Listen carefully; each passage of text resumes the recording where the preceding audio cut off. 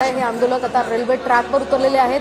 खरं तर बच्चू कडूंनी इशारा दिलेला होता, आमच्या मागण्या 12 वाजेपर्यंत मान्य केल्या नाही तर आम्ही भारत बंद करू, रेल्वे बंद करू, यासह विमानतळावर सुद्धा जाऊ असा इशारा बच्चू कडूंनी दिलेला होता। आणि त्याप्रमाणे आता हे आंदोलक रेल्वे ट्रॅकवर उतरलेले आहेत आणि या आंदोलकांना समजावण्याचा प्रयत्न रेल्वे रोको थांबून टाका, रेल्वे रोको करू नका, सांगून द्या तिकडे।